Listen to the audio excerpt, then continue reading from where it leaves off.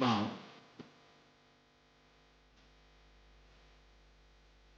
मैं इस संपूर्ण विश्व में व्याप्त हूं। मैं सर्वांतर्यामी हूं। ये जगत मुझ में समाया है और मैं इसमें। मेरा अवतार द्वंद्वों की कीट में फंसे मानवों को सीधी राह पर लाने के लिए ही हुआ है। आप मुझे अपने मोह के बंधन से मुक्त करके मुझे अपने कर्तव्य के मार्ग पर आगे बढ़ने दें, अन्यथा मेरा अवतार निष्फल हो जाएगा।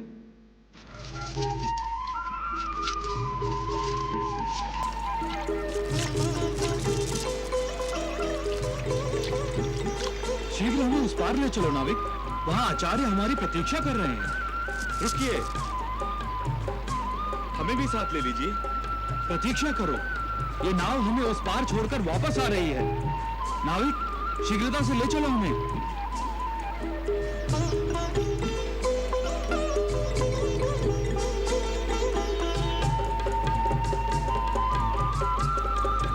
देखो बेचारा कैसी ललचाई हुई नजरों से देख रहा है हमें। शीता है, हवा में उड़कर नदी पार कर ले।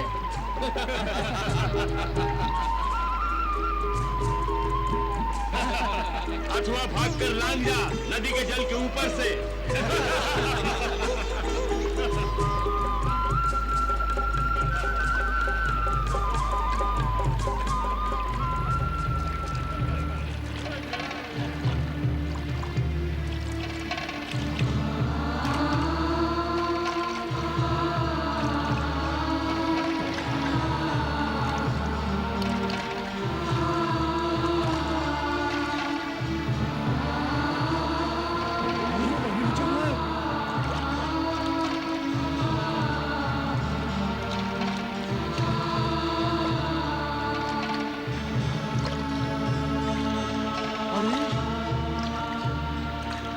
देख रहा हूं वो सत्य है क्या?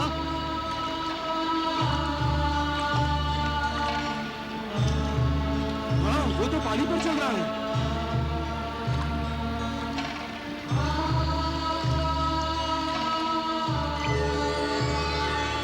अरे कहाँ गया? अरे ये तो चमत्कार हो गया। नारायण नारायण, बड़ा ही विचित्र प्राणी है ये मनुष्य भगवान। जीवन भर जिसकी खोज में लगा रहता है, जब वो परमेश्वर साक्षात सामने आ जाता है तो वो उसे परमेश्वर मानने को तत्पर नहीं। नारायण नारायण। कहाँ है राजा कृतवीर? अपने सैन कक्ष में।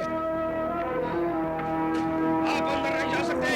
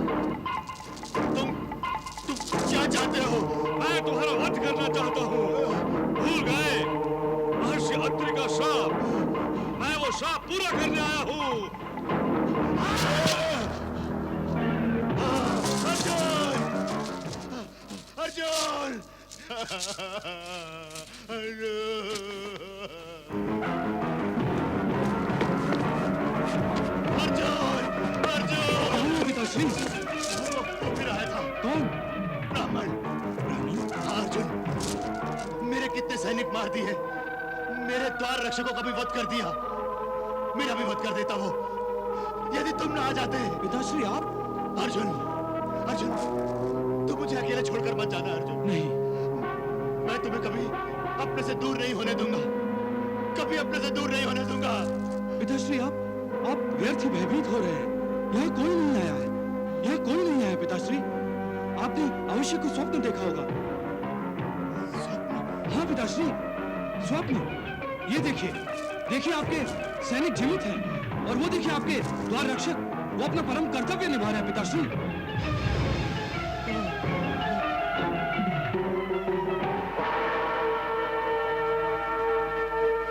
पिताश्री, यहाँ कोई नहीं मरा है, किसी का वध नहीं किया गया है पिताश्री। यहाँ कोई नहीं आया है और न ही कोई आ सकता है।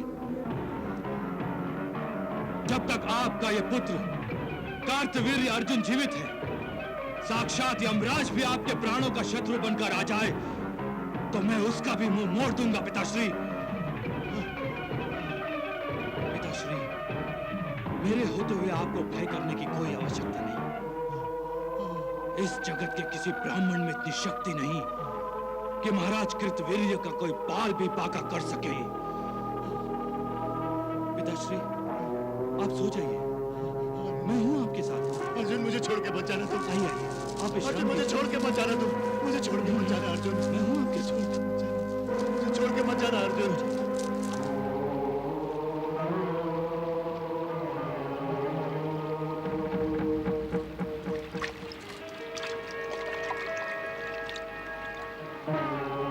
अरे, ये तो वही है, यही तो पानी पे चल रहा था। ये अवश्य कोई महान आत्मा है। कोई बहुत बड़े योगी और तपस्वी जान पड़ते हैं। हमें इनकी शरण में जाना चाहिए। चलो।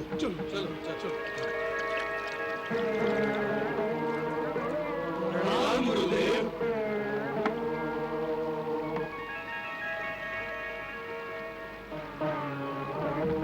हमसे बहुत बड़ी भूल हो गई, हमें क्षमा कर दीजिए।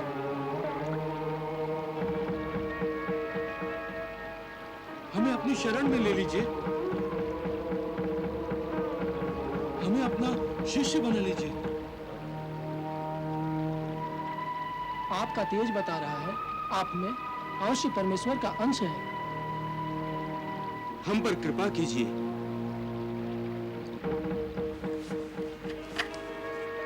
अब हम आपके चरणों को छोड़कर कहीं नहीं जाएंगे।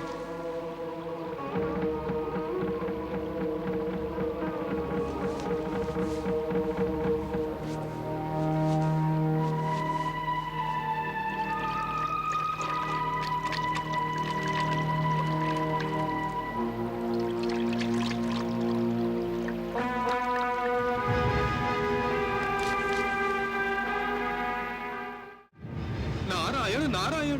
प्रभु, ये नदी में कूद जाने का तात्पर्य क्या हुआ? देवर्षि, दत्तात्रेय ऋषि कुमारों और मुनि कुमारों की अधूरी और कच्ची ज्ञान अवस्था जानते थे। उनमें ज्ञान प्राप्त करने की परम श्रद्धा और सत्य निष्ठा नहीं थी। वो बाह्य स्वरूप और सांसारिकता से ही व्यक्तियों को तोलते थे। अतः नदी में कूद जाने का अर्थ यह है कि दत्तात्रेय उनका गुरुत्व स्वीकार नहीं करना चाहते थे। वे उनसे दूर जाना चाहते थे और संसारियों के हाथ नहीं आना चाहते थे। प्रभु, तो क्या वो ऋषि कुमार और मुनि कुमार भगवान दत्तात्रेय को छोड़कर चले जाएंगे? देखते जाइए देवर्षि, अभी तो देवी लक्ष्मी भी कुछ लीला दिखाएंगी। अच्छा। देवी लक्ष्मी, आपका प्रादुर्भाव लीलाएं दिखाने के लिए हुआ है।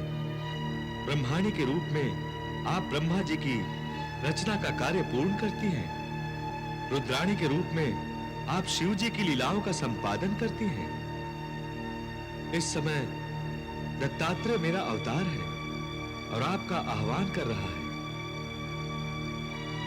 क्या आप उसका साथ नहीं देंगी? हाँ माता, मेरा मन भी तनिक लालची और लोलुप हो गया है।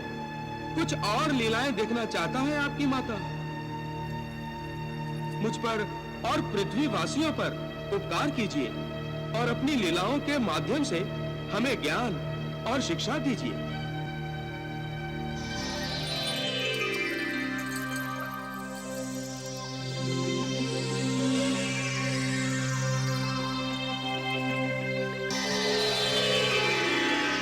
नारायण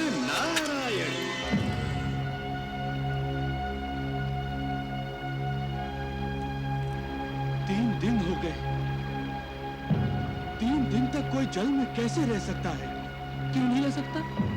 जिसे जल योग की क्रिया आती है वो रह सकता है। उनके तेज से लगता था वो भी कोई बहुत बड़े योगी है। हम भी यहाँ से हिलने वाले नहीं। वो कभी न कभी तो बाहर आएंगे। हम उन्हें अपना गुरुदेव बनाकर ही रहेंगे। नारायण नारायण।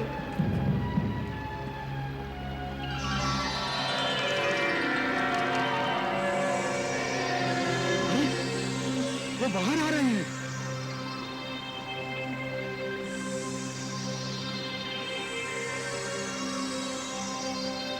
लगता है उन्होंने समाधि छोड़ दी।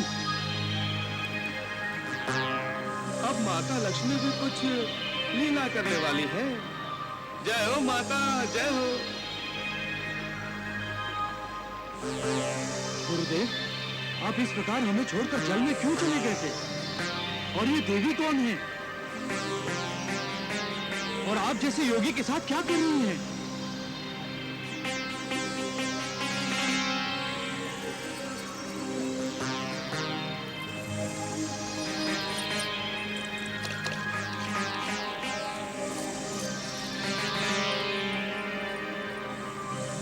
हमें तो अपनी आंखों पर विश्वास ही नहीं हो रहा है। एक योगी, वो भी एक स्त्री के साथ। ये स्त्री आई कहां से? अरे, ये सब तो माया है, माया गुरुदेव की। ये ऋषिपुत्र आपको वैरागी बना देंगे प्रिय। इनकी ओर मत देखिए। सोचिए, केवल हम दोनों हैं यहाँ पर।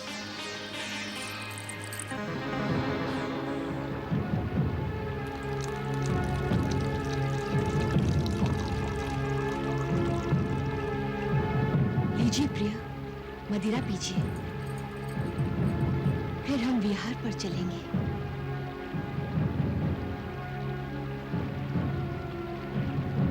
नहीं योगेश्वर, इस पात्र को फेंक दीजिए। ये योगियों को योग से भ्रष्ट कर देता है। इस मायावनी का साथ छोड़ दीजिए। ये आपको नर्क के द्वार पर पहुंचा देगी।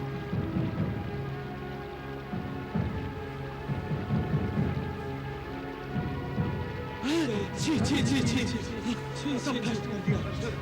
चलो।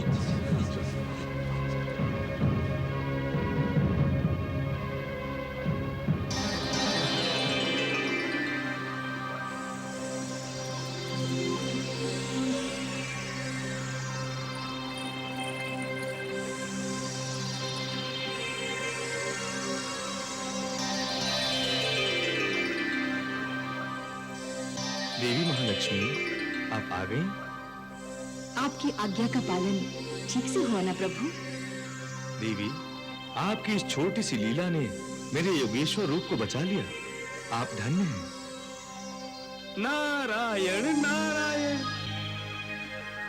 देखा आपने देवर्षि नारद, जिस तरह कमल कीचड़ में खिलता है परंतु उस पर कीचड़ का कोई प्रभाव नहीं होता, उसी प्रकार संसारी व्यक्ति संसार में रहकर उन पापों से निर्लिप्त रहे तो केवल उसी को सच्चा ज्ञान प्राप्त करने का अधिकार होता है। प्रभु, इन ऋषि कुमारों और मुनि कुमारों की सांसारिक दृष्टि अभी पूरी तरह से लुप्त नहीं हुई है, तभी तो उन्हें ये मदिरा और स्त्री वाले दत्तात्रेय बुरे लगे। इसीलिए दत्तात्रेय उन्हें ज्ञान प्रदान करने के लिए तैयार नहीं हुए। इस प्रकार अपनी लीला से भगवान श्री दत्तात्रेय ने ऋषि कुमारों को भ्रमित करने देवी लक्ष्मी की सहायता ली और श्री दत्तात्रेय एकांत में अपना तपोबल बढ़ाने के लिए तपस्या करने बैठ गए।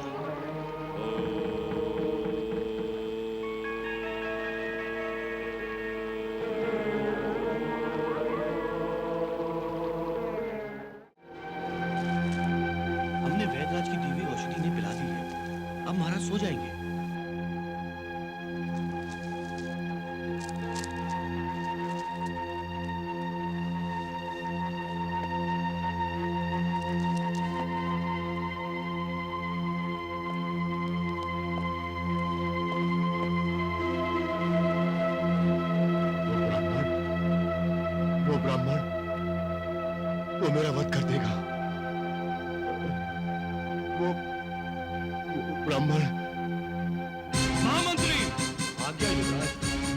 अभी जाकर नगरी में ये घोषणा करवा दीजिए कि कल सूर्योदय से पहले पहले नगरी के सभी ब्राह्मण नगरी छोड़कर चले जाएं, और यदि कल सूर्योदय के बाद हमारी नगरी में कोई भी ब्राह्मण दिखाई दिया तो उसे मृत्यु दंड दिया जाएगा।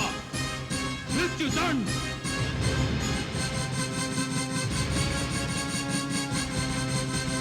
ये आप क्या कह रहे हैं युवराज? ये उचित नहीं युवराज।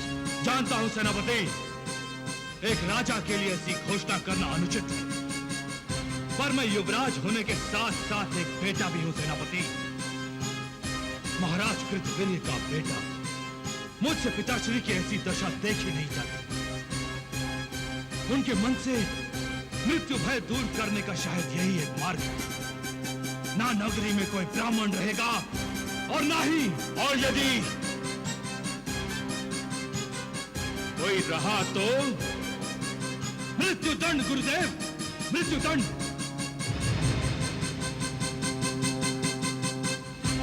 और एक भी ब्राह्मण को यदि मृत्यु दंड मिलने का समाचार पिताश्री के कानों में पड़ जाए तो निश्चय ही ब्राह्मण भय से वो मुक्त हो जाएंगे। आप क्या कहते हैं गुरुदेव? यदि आपकी यही इच्छा है युवराज, तो सबसे पहले मृत्युदंड मुझे दीजिए, क्योंकि मैं भी एक ब्राह्मण हूं।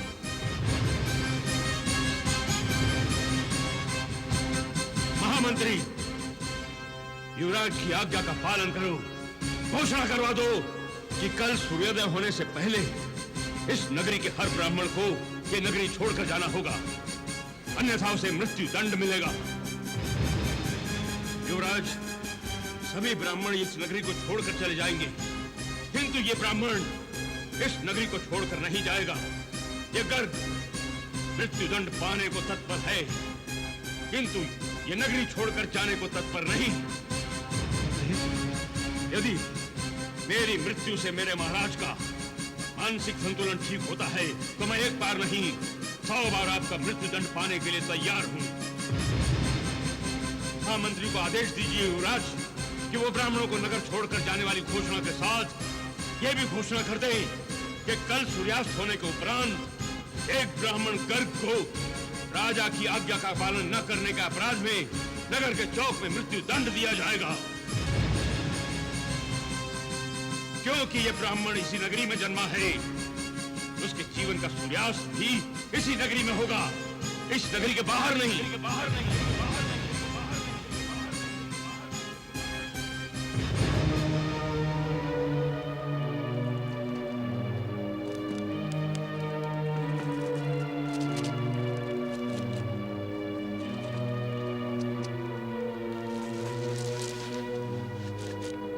मुझे क्षमा करें गुरुदेव, मुझसे बहुत बड़ी भूल हो गई। ऐसी घोषणा कभी नहीं होगी गुरुदेव, कभी नहीं होगी। उठो युवराज, अपनी भूल के लिए क्षमा मांगने से कोई मानव छोटा नहीं होता, महान बनता है। जैसे किसी एक व्यक्ति के अपराध के लिए दूसरे को दंड देना अन्याय है, उसी प्रकार एक व्यक्ति के लिए सारे समाज को दंड देना भी अन्याय है। और राजा से न्याय अपेक्षित है, अन्याय नहीं। मैं ठीक कह रहा हूं ना? युवराज, अब आपको राजगद्दी पर बैठना है और राजगुरु होने के नाते मैं आपका और अपने इस राज्य का सदा कल्याण चाहता हूं। युवराज, जीवन तो सागर है जिसमें सुख दुख रूपी ज्वार भाटा तो आता ही रहता है, किंतु राजा को इन सब से विचलित नहीं होना चाहिए। तुम्हारा सदा कल्याण हो।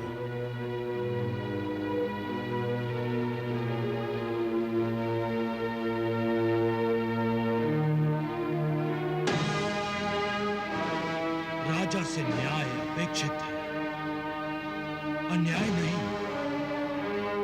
मैं अब और अन्याय नहीं करूंगा गुरुदेव। किसी एक के अपराध के लिए किसी दूसरे को दंड नहीं दूंगा।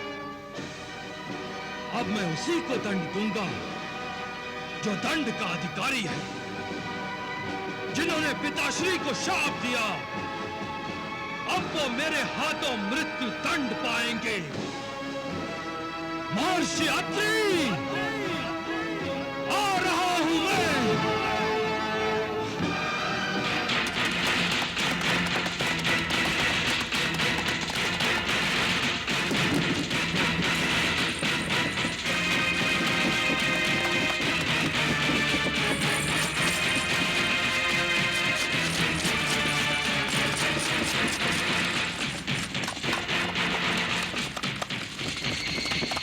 नारायण नारायण नारायण नारायण।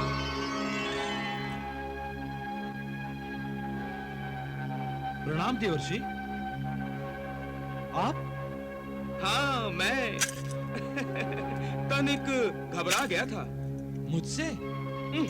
तुमसे नहीं, तुम्हारे रथ की तीव्र गति से। वैसे गति तो तीव्र ही होनी चाहिए, चाहे वो जल की हो, वायु की हो, अश्व की हो या अस्त्र की, या फिर दुर्गति की ही गति क्यों ना हो युवराज। नारायण नारायण। युवराज, दुर्गति की गति तीव्र होगी तभी तो वो शीघ्रता से भागेगी और उसके स्थान पर सद्गति आएगी। मैं तुम्हारी सद्गति के लिए भगवान से प्रार्थना करूंगा। हाँ। वैसे युवराज, जहां तुम जा रहे हो और जिस विचार से जा रहे हो, उसे पूरा करने के बाद क्या तुम महाराज कृतवीर को दिए गए शाप का मुंह फेर सकोगे? उसे निष्फल कर सकोगे? शाप का मुंह ना भी फेर सका, पर शाप देने वाले का मुंह अवश्य तोड़ दूंगा देवर्षि नारद। और इस बुरी तरह से तोड़ूंगा कि उसके मुंह से शाप तो क्या, सांस तक नहीं निकलेगी देवर्षि नारद, सांस तक नहीं निकलेगी। जाओ युवराज, जाओ जाओ भैये। मैं तुम्हारे शुभ कार्य के मार्ग में बाधा नहीं बनूंगा, किंतु प्रतीक्षा करूंगा तुम्हारे प्रतिशोध की ज्वाला के बुझने की। ये प्रतिशोध की ज्वाला महर्षि अत्रि के रक्त से ही बुझेगी देवर्षि नारद। अवश्य अवश्य।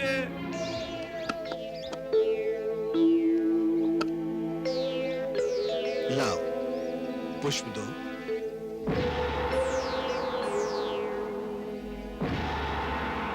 अनसुईया, ध्यान कहाँ चला गया? स्वामी, दुर्वासा और दत्त को देखे बहुत दिन हो गए। दुर्वासा तो तपस्या में लीन है और तुम्हारा दत्त लीलाएं कर रहा है आजकल।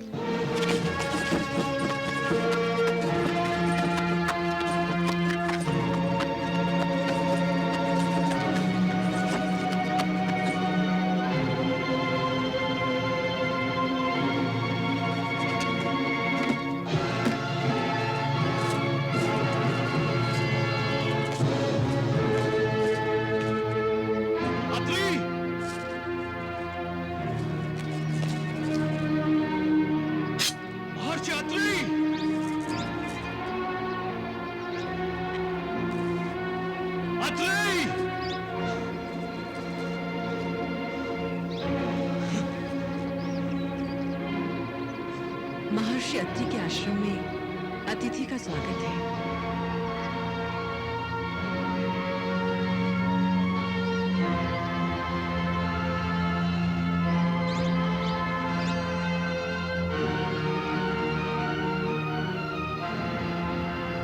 इस आश्रम में शस्त्र की कोई आवश्यकता नहीं है अतिथि। यहाँ शस्त्र का प्रयोग नहीं होता, अतः आप बिल्कुल सुरक्षित हैं। गौतम, आज्ञा गुरुदेव। अतिथि से शस्त्र ले लो गौतम, और ले जाकर सुरक्षित स्थान पर रख दो। ये आश्रम से जब जाएंगे तब अपने साथ लेकर जाएंगे।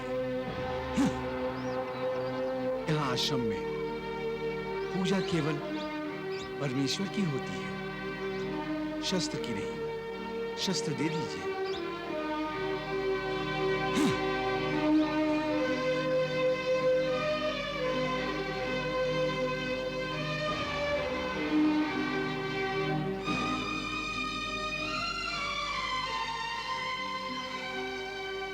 आसन ग्रहण कीजिए अतिथि देव। आसन ग्रहण कीजिए।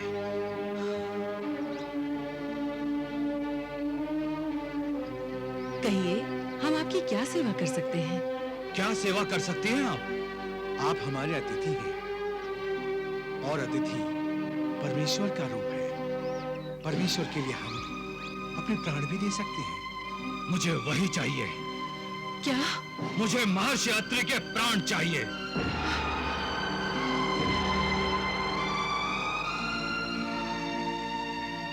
ले लीजिए अतिथि देवता। महर्षि अत्रि, मैं कार्तवीर्य अर्जुन, महाराज कृतवीर्य का पुत्र, आपके अपराध का दंड देने आया हूं। आपने मेरे पिताश्री को शाप दिया था ना? जानते हैं आप, आपके शाप के कारण पिताश्री का जीवन नरक बन गया है। याद है आपको? वो अपना मानसिक संतुलन खो बैठे हैं। ब्राह्मण भय और मृत्यु भय से वो इतना भयभीत हो चुके हैं कि न रात में सोते हैं न दिन में। उनकी इस दशा के अपराधी आप हैं। मैं आपको इस अपराध का दंड अवश्य दूंगा। महर्षि अत्रि! रुक जाइए अतिथि देवता। आप एक सती को विधवा नहीं बना सकते। मेरे पतिदेव को मृत्यु दंड देने से पहले आपको मेरी गर्दन काटनी पड़ेगी। लीजिए अतिथि देव, मैं तैयार हूँ। तलवार चलाइए अतिथि देव। रुक क्यों गए? अतिथि देव, अपराधी मैं हूँ, दंड मुझे मिलना चाहिए। नहीं अतिथि देवता, मैं सुहागिन मरना चाहती हूँ। आप मुझ पर कृपा कीजिए।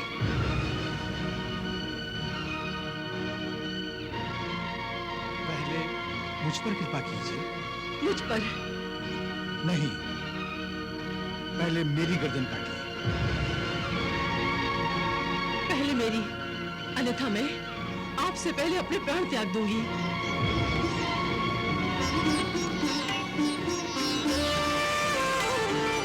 कार्तवीर्य आया यहाँ लेने को प्रतिशोध, त्याग मूर्तियां देख कर भूला वैर विरोध, जागा अंतर्बोध। क्षमा कीजिए महर्षि, क्षमा करें माता। मुझसे बहुत बड़ी भूल हुई जो मैंने आपसे प्रतिशोध लेने के विषय में सोचा।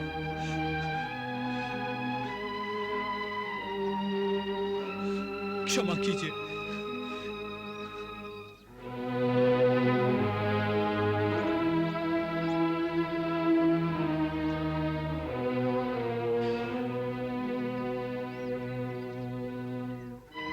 तुम्हारा कोई दोष नहीं है वत्स।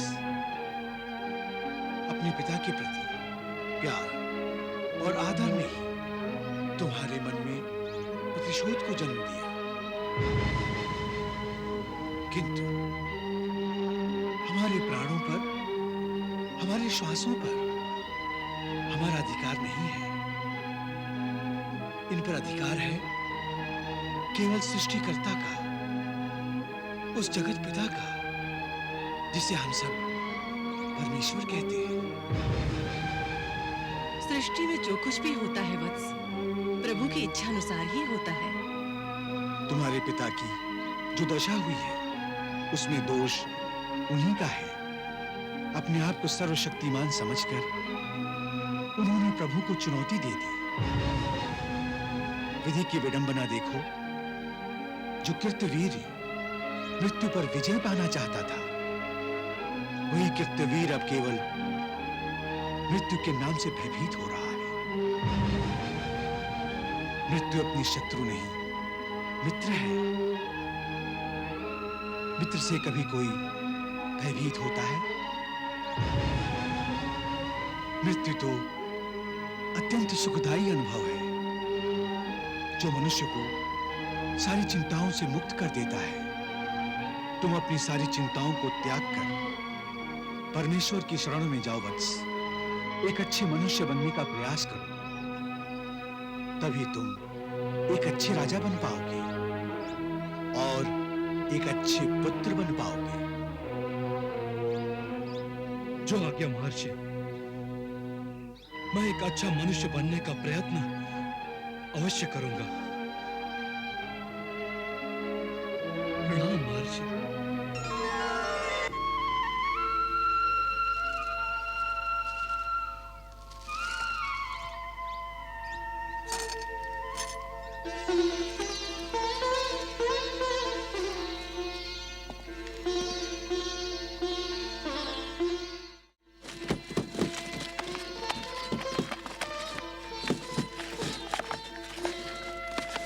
नारायण नारायण नारायण नारायण।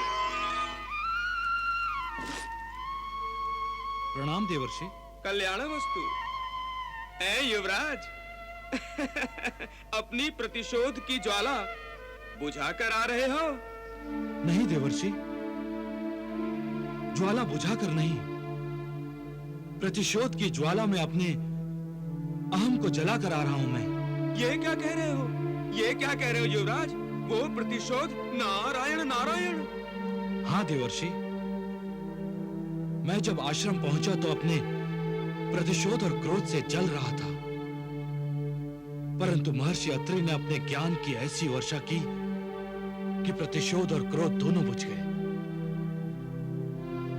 कितना सत्य कहा था उन्होंने कि हमारे प्राणों पर, हमारी सांसों पर हमारा अधिकार नहीं है, परमेश्वर का अधिकार है। आश्रम जाकर तुम्हारे सारे पाप धुल गए युवराज। अब तुम में दैविक गुणों की उत्पत्ति होने जा रही है। तुम एक महान राजा बनोगे युवराज, महान राजा। देवर्षि, आप अपनी कृपा मुझ पर बनाए रखिएगा। प्रणाम। नारायण नारायण। चलो साथी।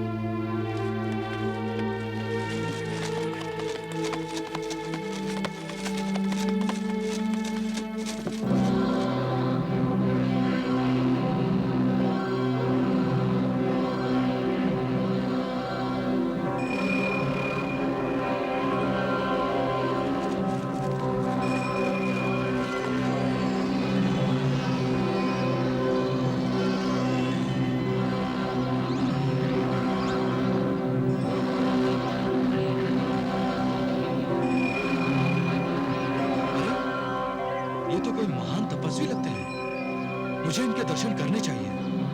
आप यहीं ठहरिए, मैं दर्शन करके आता हूं।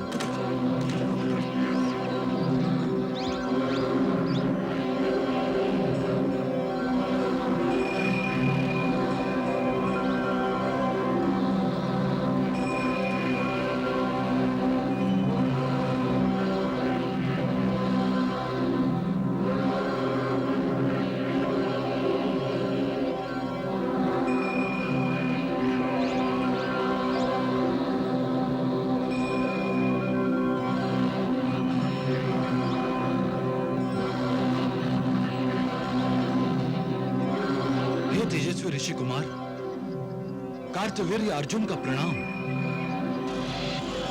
रुक जाओ अर्जुन, रुक जाओ अर्जुन, तुम किसे प्रणाम कर रहे हो? असुर राज दुर्जन, असुर श्रेष्ठ दुर्मति, आपको कार्तवीर्य अर्जुन का प्रणाम। तुम्हारा कल्याण हो। परंतु जो तुम करने जा रहे हो वो असुर जाति के कल्याण का नहीं है। ऐसे असुर कुमारों को प्रणाम करके तुम समस्त असुर जाति का अपमान कर रहे हो। ये आप क्या कह रहे हैं? ऋषि कुमार कितने तेजस्वी हैं, आप देख रहे हैं ना?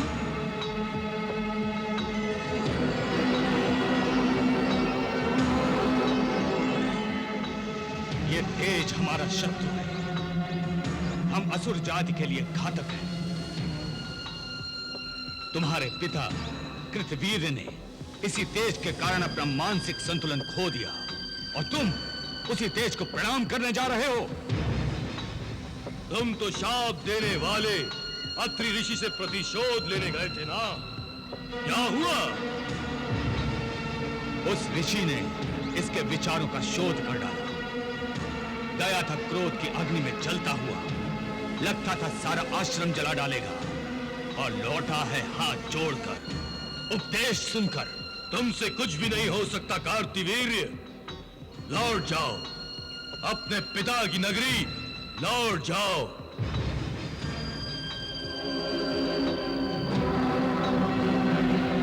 अब हम देखेंगे कि कोई ब्राह्मण असुरों को शाप देने की धृष्टता कैसे करता है। ब्राह्मण ही क्या, हम उस परमेश्वर का विनाश कर देंगे जिसकी ब्राह्मण पूजा करते हैं। हाँ, हम जा रहे शिव और विष्णु लोक पर विजय पाने।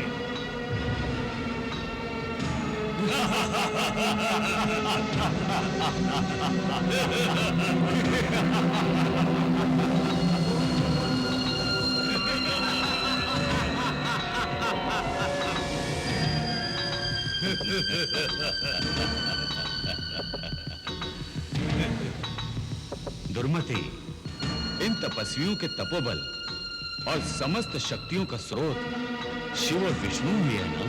हाँ, क्यों? अगर हम इन समस्त शक्तियों के स्रोत का ही नाश कर दें तो? अच्छा विचार है भ्राताश्री। उनकी नाश का अर्थ है तपस्वियों का नाश, देवताओं का नाश।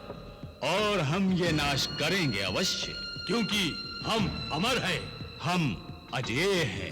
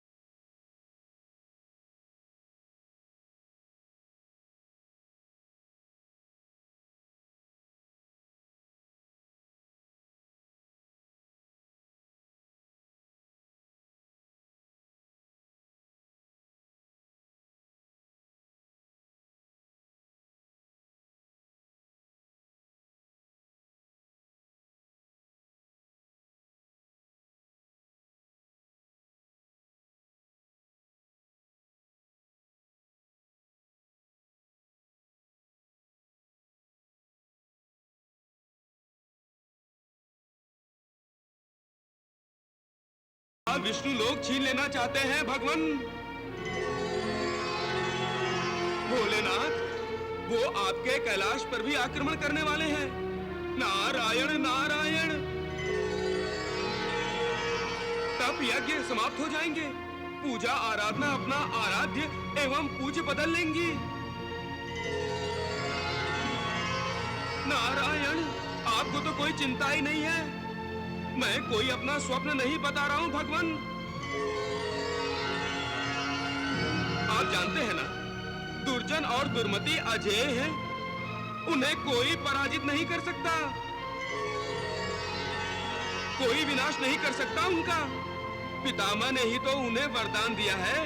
क्यों विधाता? तुम सर्वज्ञ हो, सब समाचार रखते हो। मैं उनकी तपस्या से प्रसन्न हुआ, इसलिए मुझे उनकी प्रार्थना सुननी पड़ी। ओम ब्रह्मदेवाय नमः। ओम ब्रह्मदेवाय नमः। ओम ब्रह्मदेवाय नमः। ओम ब्रह्मदेवाय नमः। आंखें खोलो वत्स, हम तुम्हारी तपस्या से प्रसन्न हुए। वर मांगो। हे परमपिता परमेश्वर, आप हम दोनों को अमर होने का वरदान तो दे नहीं सकते। आप हमें ये वरदान दे विधाता कि हमारी मृत्यु हो तो केवल शिव शंकर के हाथों, और मृत्यु के समय महादेव कैलाश पर नहीं, पृथ्वी पर हों। और महादेव उस समय जागृत अवस्था में ना हो। तथास्तु।